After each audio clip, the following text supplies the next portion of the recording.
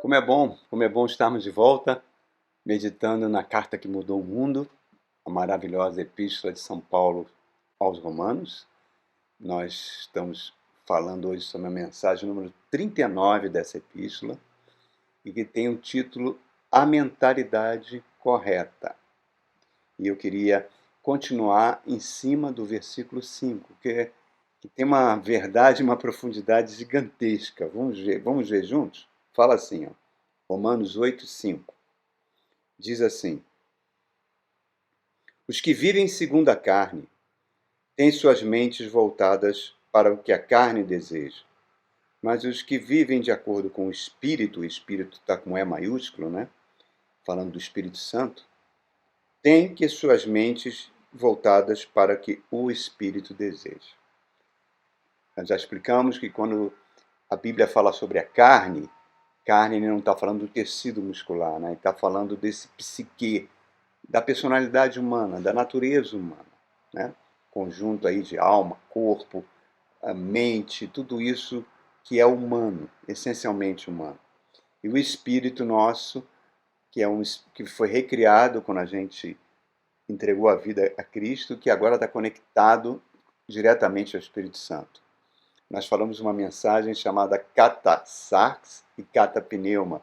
Por favor, ouça essa mensagem, que é palavras gregas dizendo segundo a carne e segundo o Espírito.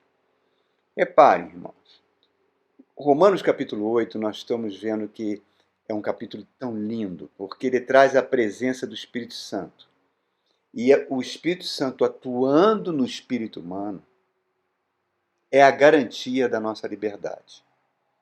A obra completa do Espírito Santo é fazer que os mandamentos de Deus, as exigências da lei de Deus, sejam cumpridas em nós. Nós somos incompetentes para cumpri-la. Nós trabalhamos bastante isso no capítulo 6 e no capítulo 7. Mas quando eu estou diante de uma dificuldade, não tem como obedecer aquilo que Deus quer que eu faça. Só me resta levantar os olhos e falar: Senhor, não posso, não consigo, está além das minhas forças, me ajude, por favor. O Espírito Santo vai trabalhar em nós, vai cumprir as exigências de Deus em nós. E isso nós explicamos naquela mensagem, dizemos que é o catapneuma, segundo o Espírito. Reparem, o nível mais elevado no ser humano é a presença do Espírito Santo, atuando no espírito humano. É a pessoa do Espírito Santo que vai me regenerar, que vai fazer que eu habite diante de Deus como povo de Deus, como filho amado. Então, sempre haverá um conflito irreconciliável entre o que é a minha natureza, kata-sarx, vou usando essa expressão, e aquilo que o Espírito deseja, kata-pneuma. Sempre há um conflito. E esse conflito acontece na mente humana. A mente humana é o portal para que um dos dois prevaleça. A minha vontade é que vai dar a última palavra. Aquilo que nós viemos conversando há muito tempo. Cultive um pensamento, esse pensamento vai gerar uma ação. Cultive uma ação e você terá um hábito. Cultive um hábito e você terá um caráter. Cultive um caráter e você terá um destino. Serve tanto para coisas boas quanto para coisas ruins. Então, quando a Bíblia fala aqueles que se inclinam perante a carne, ele está dizendo aqueles que pensam segundo a carne, a natureza humana. Não é algo ocasional, sim algo constante. É o meu estilo de vida. É o meu pensar habitual que me faz ser assim. As coisas terrenas, elas sempre vão trazer uma satisfação imediata para nós. E quando elas passam a ser buscadas acima de tudo, né, elas começam a ficar em primeiro lugar na minha vida, é algo tão abrangente, irmão, que não envolve apenas o intelecto. Envolve todo esse sistema do mundo que está atuando nas nossas vidas, né? E esse sistema do mundo é estruturado para se opor a tudo aquilo que é do Espírito. Então envolve todos os aspectos da vida em que Deus é excluído Essa é a grande verdade. E só vou me interessar por aquilo que eu vejo, para aquilo que meus sentidos conseguem absorver. Aquilo que o apóstolo Paulo fala, aquilo, não coloque a sua atenção naquilo que você está vendo, porque é transitório. Aquilo que você não vê é que é real. Isso é uma expressão que aos olhos da modernidade é considerada louca, né? Porque é algo que a ciência não tem como provar. E a ciência se baseia em fatos físicos e não em fatos espirituais. Então, quando eu me interesso apenas pelo aquilo que eu vejo, não tem nada a ver com aquilo que é eterno. Por aquilo que eu não vejo é que é eterno. Essa é o grande axioma que existe na Bíblia. Agora, a grande tragédia dessa falta de visão espiritual é que muitas vezes a gente acha que o fato de você ser um cristão, frequentar uma igreja, tal, não, colocamos de outra forma aqui. O fato de você, esquece frequentar a igreja e ser cristão, o fato de você ser uma pessoa com uma elevada moral, com uma conduta ética extremamente exemplar, certo? Você está num patamar acima, isso é uma declaração importante, hein? De uma pessoa que não tem menor conduta moral, menor conduta ética. Reparem, irmãos, pessoas, e isso envolve todas as áreas, tá? Interesses sociais, políticos, culturais, artísticos, ok? Tudo que é feito sem ter Deus em primeiro lugar é da natureza humana, é da carne. Por isso que Gálatas capítulo 5, quando ele fala dos frutos da carne e dos frutos do espírito, Gálatas 5 é tão inclusivo que ele entra até dentro do domínio do psique humano, do homem interior. O mundo não consegue entender isso, não consegue entender as coisas espirituais, as coisas de Deus. E não se interessa por isso, né? Não se interessa. Por isso que há um conflito entre as verdades do Evangelho e a cultura humana, e a filosofia humana, e o modo de viver humano, preso a este mundo. Por isso, voltando ao assunto, pessoas que são bondosas, éticas, com um elevado padrão moral, certo? Mas que não creem em Deus, não creem no seu Filho Jesus Cristo, estão no mesmo patamar que uma pessoa promíscua, assassina, ou o que você quiser. É exatamente isso que a Bíblia diz. Não é, e isso é algo detestado, detestado. Isso foi detestado desde a época que o movimento iluminista se implantou na face da Terra, a partir do século XVII. Isso nunca foi aceito, isso. Pelo contrário, eles achavam que a pessoa, ao colocar a vida com Cristo em primeiro lugar do que a vida regular do mundo, era uma pessoa fanática, era uma pessoa obtusa, era uma pessoa sem inteligência. E o que é assustador, irmãos, é o seguinte: muitas pessoas que você pode considerar eticamente correta, com padrão moral aceitável ou até exemplar, ela está na mesma condição, mas não tem Cristo. Ela está na mesma condição de que um assassino, de um pedófilo, o que você quiser colocar. Estão no mesmo nível diante de Deus. A Bíblia é enfática: todos pecaram, todos carecem da graça de Deus. Então, irmãos, olha como é sério isso e como é uma declaração muito, digamos assim, contestada. Mas trata-se da mentalidade correta, exatamente. Aqueles que se inclinam para a carne cogitam das coisas da carne. Aqueles que se inclinam para a coisa do espírito cogitam da coisa do espírito. Então, muitas pessoas que se acham bondosas, boazinhas, éticas, com alto padrão moral, estão nessa condição de completa desamparo em relação à sua vida eterna. E nem imaginam que estão nessa condição. As pessoas, a sociedade, ela coloca muitas diferenças, né? Diferenças de conduta, diferenças intelectuais, diferenças de quem tem mais posses, quem tem menos posses, diferenças sociais, diferenças de preferências sexuais, diferenças de gênero, diferenças de cor de pele, enfim, existem muitas diferenças que criam verdadeiros apartheids, verdadeiras barreiras. Mas todas essas diferenças são superficiais. Elas são superficiais. Porque diante de Deus, elas não existem. O que existe diante de Deus é você estar em Cristo ou não está. Cristo é o Senhor da sua vida, é ou não é. Então, irmãos, essa ignorância completa, irmão, completa em relação à dimensão espiritual do ser humano, tá? É que as pessoas mais inteligentes, com uma capacidade, uma cultura melhor, entre aspas, né, acham loucura. Acham loucura isso que eu estou dizendo aqui. E a psicologia e a psicanálise, elas contribuem muito, têm seu valor. Não estou dizendo que não tem, por favor, tá?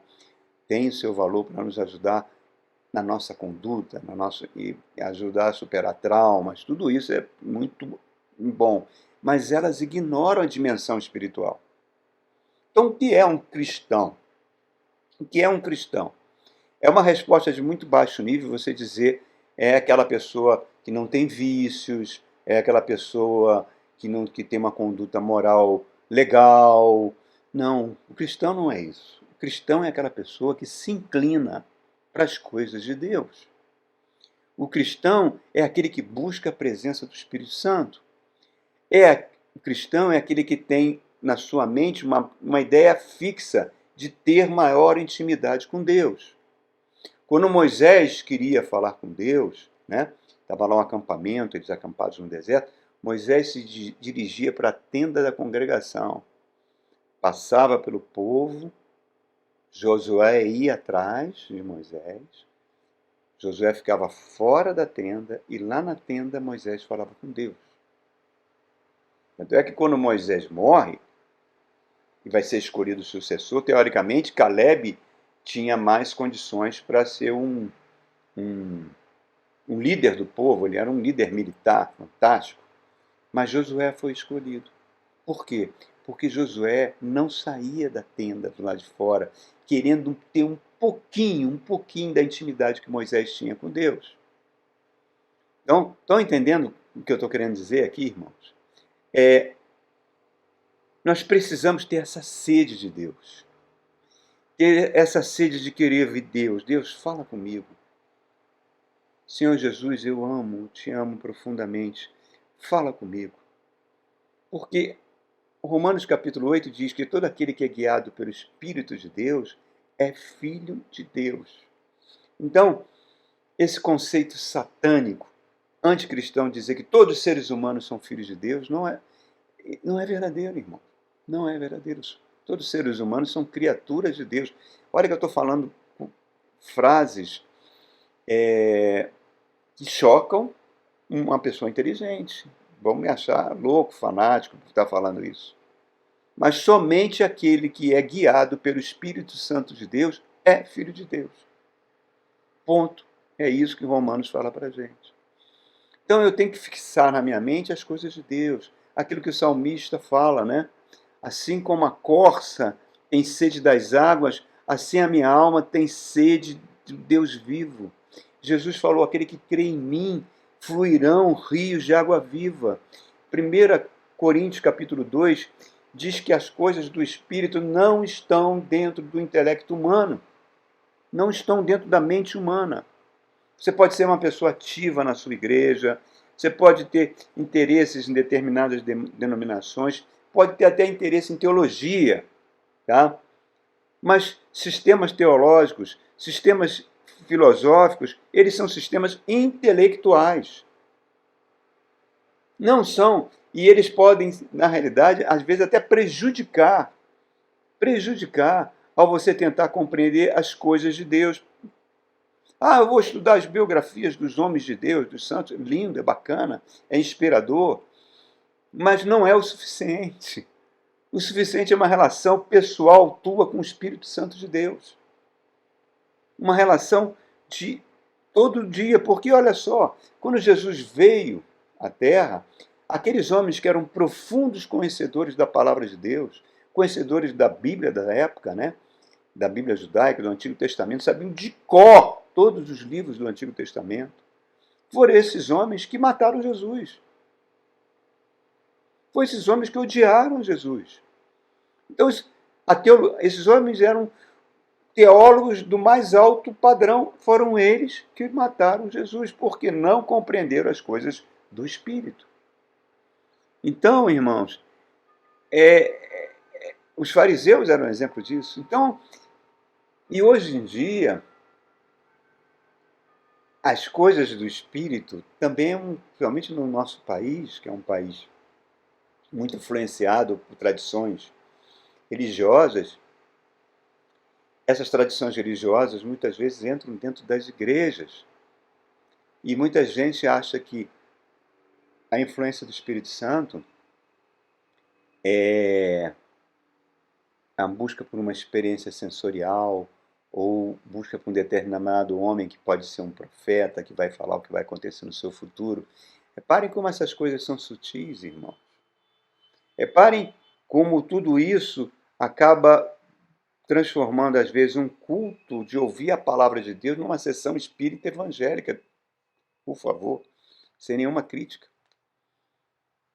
Então, o Espírito Santo comunica-se conosco. Porque ali em 1 Coríntios capítulo 2, verso 11, que ele conhece a mente de Deus, ele traz as coisas de Deus para a nossa mente. Aquele mistério oculto que estava em Deus, que Deus pré-ordenou desde a eternidade, 1 Coríntios capítulo 2, verso 7, é o Espírito que agora nos revela. E a gente vai conferindo coisas espirituais com espirituais. O homem natural não entende as coisas do Espírito, porque elas se discernem espiritualmente, ele acha loucura. E como isso aconteceu? Como é que eu passei a ter acesso a essa fonte de sabedoria, essa fonte de conhecimento? Foi através da cruz. A cruz do Calvário foi que possibilitou que os mistérios ocultos de Deus pudessem ser transmitidos por meio do Espírito Santo em nosso espírito. E é isso que vai formar a mentalidade correta. Tudo é única e exclusivamente baseado nos méritos de Jesus Cristo. Os mistérios de Deus são loucura para a mente carnal. Não tem como entender. Não é algo vago. Os mistérios de Deus não é algo vago, nebuloso. Não são profecias vagas, dadas num determinado culto de revelação. Deus me revelou que eu vou passar por um livramento. Não é isso, irmãos. Por favor, não é isso. Deus pode até falar dessa forma, mas ele revela principalmente por meio da sua graça. E essa graça vai gerando um entendimento em nós. E vai direcionando o nosso modo de vida. Às vezes nas coisas mais simples. Essa ação espiritual do Espírito Santo no nosso espírito e na nossa mente, que a mente é que vai decidir, às vezes trazem grande benefício, respostas. Às vezes está diante de alguns dilemas, de alguns problemas, que a gente não consegue buscar uma solução, aquilo brota do nosso interior, de repente, uma orientação, uma intuição, uma resposta, que vai nos guiar em questões muitas vezes complexas e vão achar saídas em situações que a gente não encontrava. Então, o cristão é um catapneuma. Ele é guiado pelo Espírito, e aqui ele está colocando o Espírito com E maiúsculo. Essa é a preocupação maior dele. Saber o que o Espírito Santo quer para ele em cada situação. O cristão é uma pessoa insatisfeita com a sua santidade. O cristão é uma pessoa insatisfeita com o seu desenvolvimento espiritual. Por quê? Porque ele tem Jesus como modelo de vida. Lembra daquela mensagem que eu falei sobre o seminário do Espírito Santo? Até lá, por favor, ouça essas mensagens. Que quando você entra, eu fiz uma analogia, né? quando você entra para a vida cristã, quando entrega a vida para Jesus, é como se você fosse matriculado no seminário do Espírito Santo, onde você vai fazer algumas disciplinas muito difíceis, por dentro, aprendendo a lidar com pessoas difíceis. Número 1, número 2, número 3. Aprendendo a perdoar, número 1, número 2, número 3. Né? Aprendendo a ter empatia, número 1, número 2, número 3. Enfim, disciplinas várias dadas ao longo de toda a vida e que não adianta colar. Não adianta colar, irmãos. Você vai ter que aprender. Se você for reprovado, vai ter que cursar de novo. Porque é o processo que o Espírito Santo está fazendo isso. Lembra que eu falei que tinha um culto de fim de ano e haviam duas filas? A primeira fila tinha mais de 200 pessoas, porque era a fila das bênçãos, para o ano que começava. E a outra fila só tinha duas pessoas pedindo oração, que era a fila daquelas pessoas que queriam que o seu caráter fosse transformado. Então, irmãos, esse é o cristão. O cristão, ele é guiado pelo pneuma, pelo Espírito Santo. Ele pensa em Deus, coloca Deus acima de tudo, acima até dos seus próprios interesses. Quando nós éramos guiados pela sarx, pela natureza carnal, não havia essa prioridade, irmãos. Não havia. Nós éramos alheios à vida espiritual. Nós éramos alheios à importância de você, num domingo pela manhã, ir à casa de Deus, ouvir a palavra de Deus, aprender pela palavra. Isso não fazia a menor diferença para nós. Essa verdade mudou. Mudou.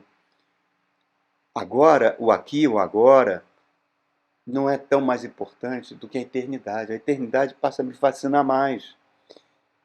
Eu estou até disposto, como cristão, a desistir de tudo pela eternidade. Essa é a grande meta. Essa é a grande meta, aquilo que Jesus, aquele que não odeia a sua própria vida, não terá vida eterna.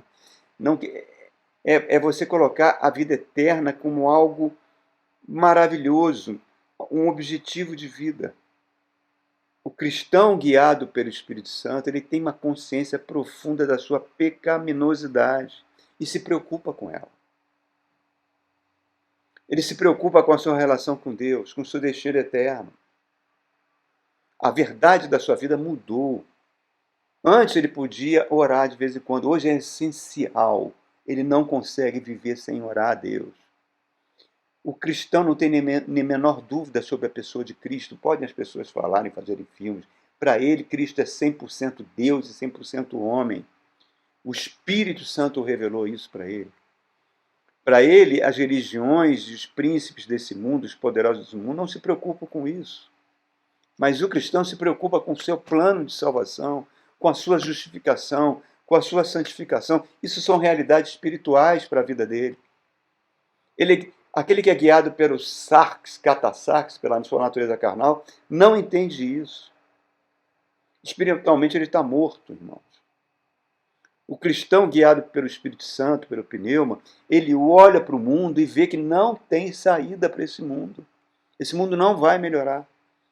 As coisas, pelo contrário, tendem a piorar bastante. Ele enxerga o pecado na política, ele enxerga o pecado nas relações humanas, ele enxerga o pecado na economia. Ele não tem nenhuma ilusão com relação a esse mundo. Mas ele intercede pelo mundo. Ele clama a Deus pelo mundo. São as coisas de Deus que os poderosos dessa época não conhecem. Deus não chamou os sábios, nem os poderosos, nem os de nobre nascimento. Pelo contrário, Deus escolheu as coisas humildes, aquelas que não têm valor. Isso é loucura para o mundo. Isso não é para os incrédulos. O Espírito Santo me mostra que a incredulidade é um pecado grave. Por mais crente que a gente seja. Irmãos, eu termino essa mensagem mostrando um testemunho que eu vi há muitos anos atrás. Acho que já tem uns 18, 15, entre 15 a 18 anos. Eu não me lembro dos detalhes desse testemunho. Tá? Se a pessoa que for ouvir esse vídeo for com ela esse testemunho, porque ela me contou, ela vai ver que tem alguns detalhes que eu perdi e já peço logo desculpa. Mas a essência desse testemunho mostra o que é ser guiado pelo Espírito e guiado pela natureza carnal. Ele contou para mim, né, que passou um momento horrível na vida dele. Horrível, horrível, horrível. Foi diagnosticado com câncer. Um câncer que ia crescer, ia ser grave, que não havia... poderia ser tão violento que poderia terminar com ele.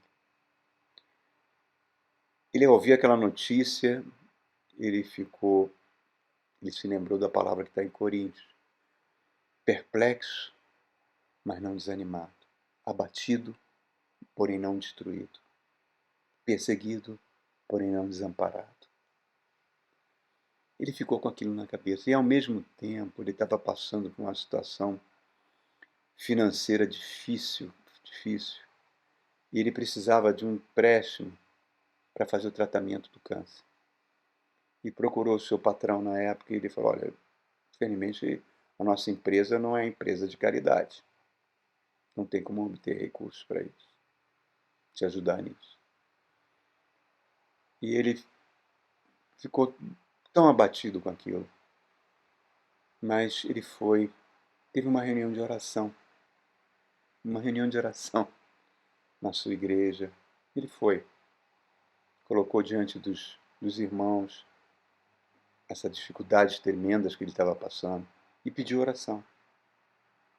E no meio da oração, o Espírito falou no coração dele e confirmou no coração de outras pessoas que estavam ali presentes. E falou para ele, olha, eu vou ser o teu médico e eu vou ser o teu financista. Não seja incrédulo, apenas creia. Ele diz que quando recebeu aquilo dentro do... Ele não sabe até hoje explicar como foi.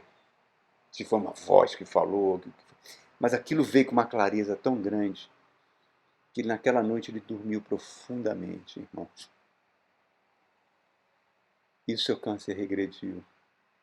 E a sua situação financeira progrediu muito. Deus poderia ter levado ele? Poderia ter levado ele. Poderia. A morte de um cristão não é nunca uma perda, e sim, como diz Paulo, é muito melhor estar com Cristo, né? É uma porta de vitória. Mas Deus quis mostrar o seu poder, a sua infinita graça, a sua infinita misericórdia.